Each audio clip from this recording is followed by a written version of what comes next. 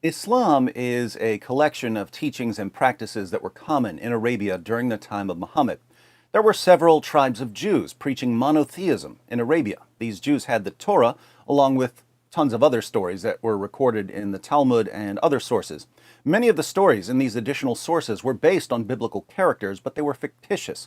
Stories about Abraham being delivered from a fire, or a bird teaching Cain to bury his brother, or Solomon talking to animals. Muhammad heard the stories, and now they're in the Quran.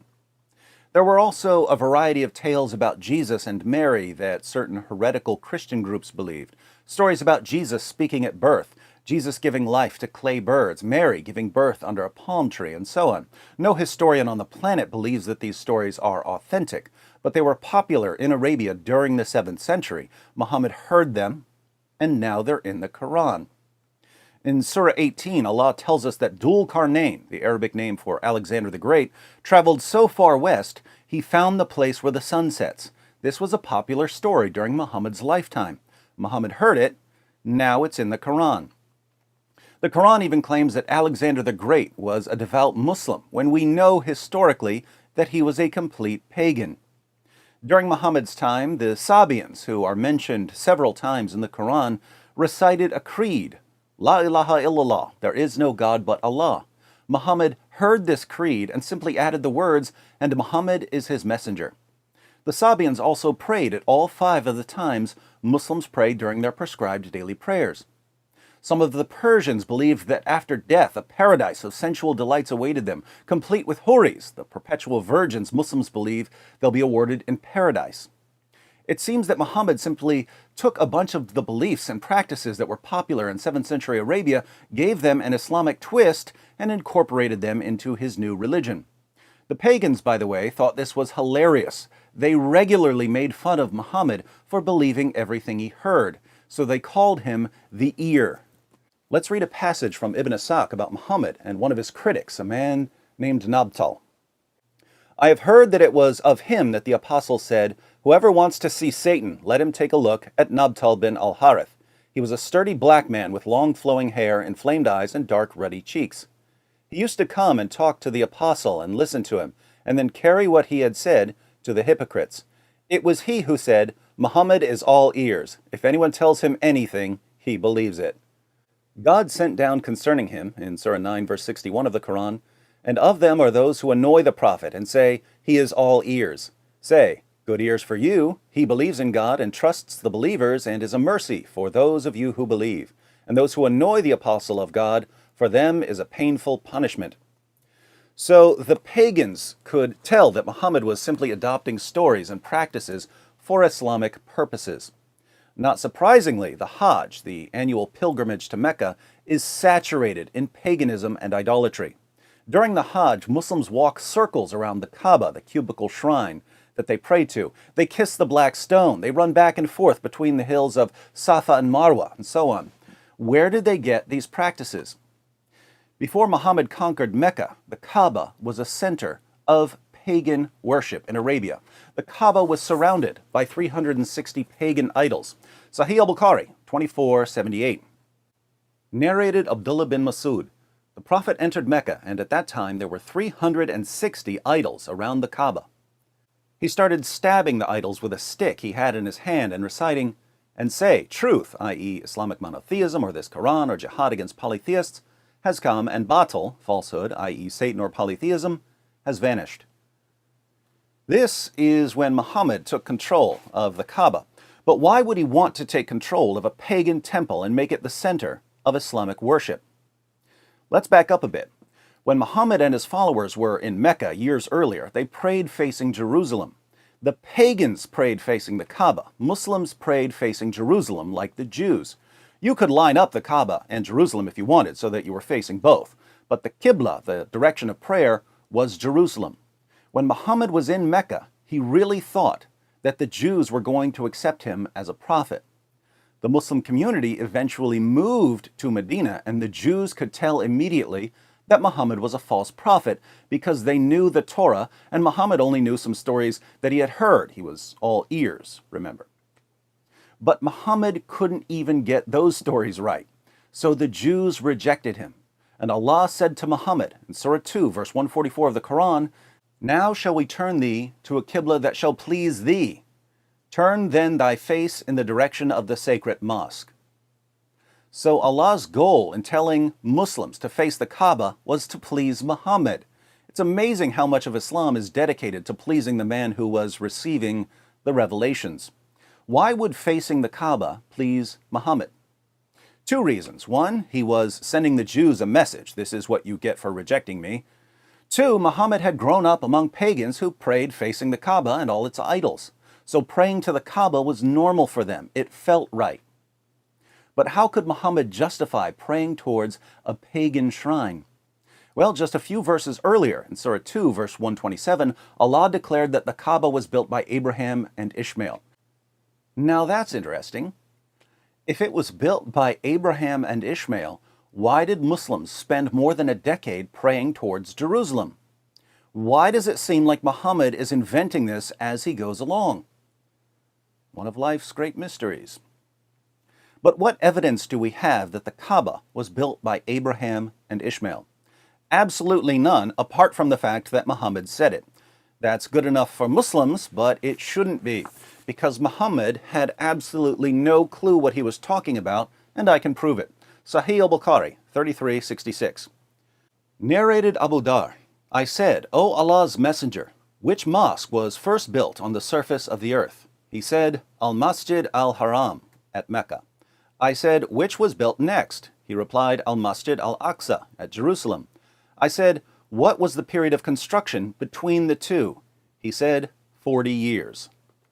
According to Muhammad, there was a 40-year gap between the construction of the Kaaba and the temple in Jerusalem. Why is this important? Well, we know when the Jerusalem temple was built. Solomon built it in the 10th century BC. That's more than 1,000 years after Abraham. If Abraham built the Kaaba, he built it more than 1,000 years before Solomon built the Jerusalem temple. But Muhammad said that they were built 40 years apart. So we need to ask our Muslim friends, where did Abraham and Ishmael get their time machine? Because if they didn't have a time machine, Muhammad was wrong, and we can't trust what he says about the construction of the Kaaba. And without Muhammad making up stories about Abraham and Ishmael and the Kaaba, the only evidence we have tells us that Muslims are bowing down to a pagan temple and taking a pilgrimage to a pagan temple and walking circles around a pagan temple. By the way, why do Muslims walk circles around the Kaaba? The pagans walked circles around the Kaaba too. Why did they do that?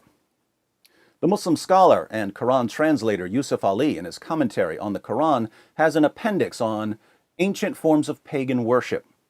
He writes, "It will be noticed that the sun and the moon and the 5 planets got identified each with a living deity, god or goddess, with characteristic qualities of its own.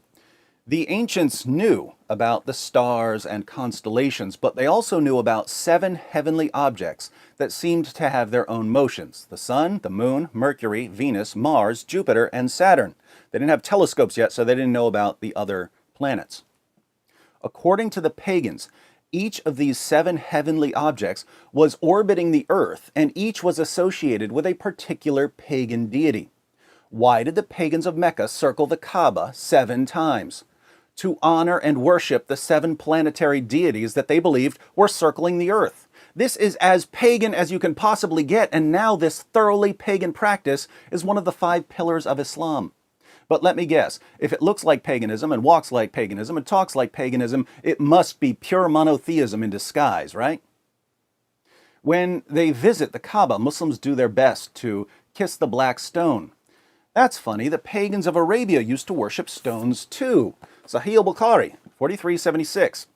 Narrated Abu Raja al-Utaridi, "We used to worship stones, and when we found a better stone than the first one, we would throw the first stone and take the latter. But if we could not get a stone, then we would collect some earth, i.e. soil, and then bring a sheep, and milk that sheep over it, and perform the tawaf around it.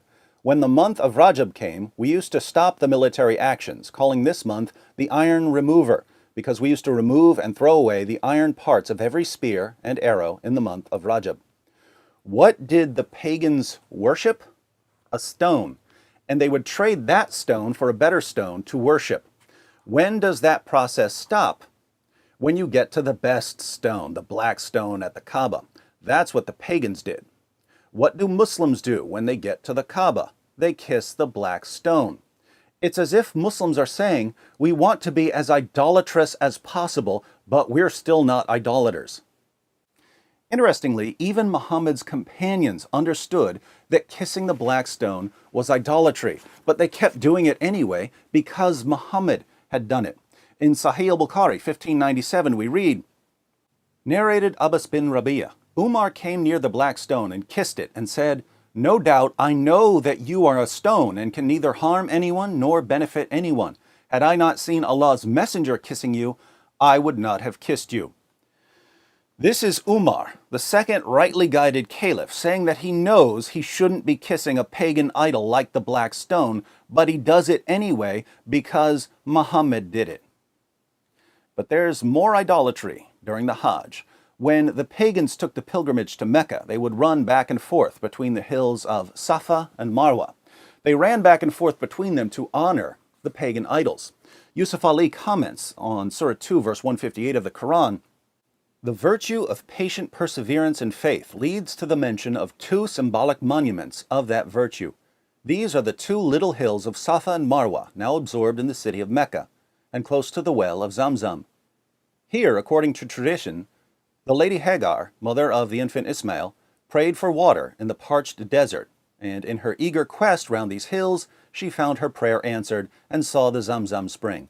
Unfortunately, the pagan Arabs had placed a male and a female idol here, and their gross and superstitious rites caused offense to the early Muslims.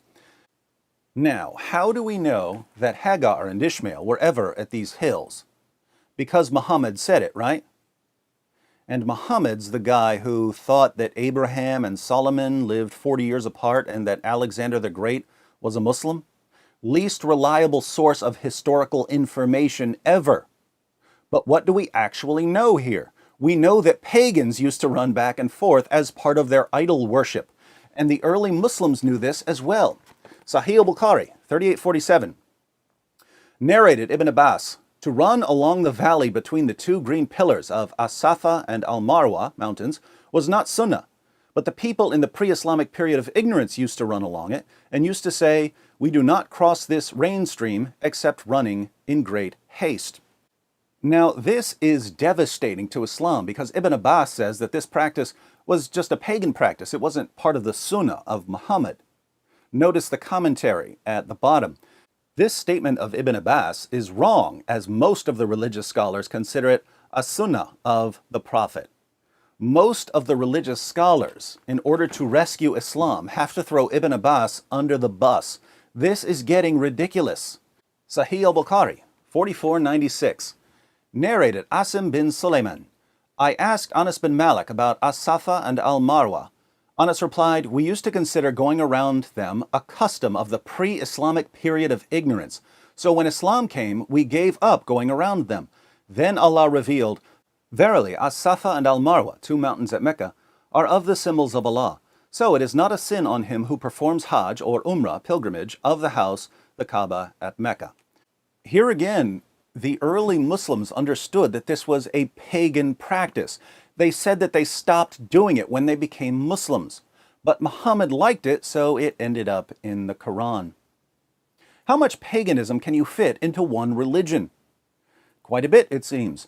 And two things are amazing here. First, it's amazing that Muslims who are swimming in a sea of pagan practices are deluded enough to think that they're the true champions of monotheism. They're doing everything the pagans did. They just rename it monotheism. Second, the pagans of Arabia were local groups. They weren't going to spread their pagan practices around the world. But Islam has taken the same idolatrous pagan nonsense practiced by the Meccans and spread it around the world. This means that Islam is the greatest source of idolatry and paganism in history. Now, to you Muslims who insist on taking the pilgrimage to Mecca in spite of its pagan roots, I make a simple request. Watch this video, where I talk about the Kaaba and how you can convert your false pagan worship into something that actually involves God. I'm not sure you'll like it, but it will definitely be an improvement over spending your lives kissing a pagan rock and running around a pagan cube and celebrating the 7 false planetary deities and having no idea that you've been duped. The chief export of Saudi Arabia is not oil. It's paganism and terrorism. Off topic, but I couldn't resist.